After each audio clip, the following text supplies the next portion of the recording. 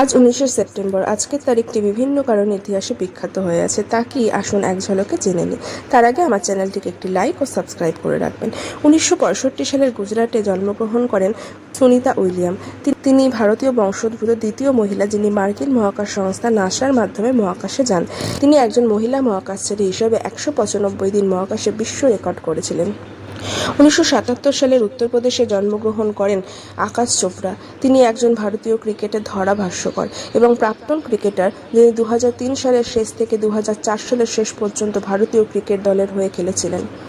2011 সালের সেপ্টেম্বরে নাসা একটি গ্র্যান্ড রকেট ডিজাইন করেন যা মহাকাশে 100 টন পর্যন্ত বহন করতে পারে, যাকে বলা হয় স্পেস লঞ্চ সিস্টেম।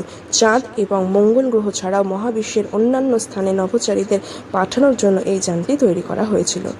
এরকম রোজকার নিত্য নতুন আপডেট পেতে অবশ্যই আমার চ্যানেলটিকে সাবস্ক্রাইব করে রাখবেন।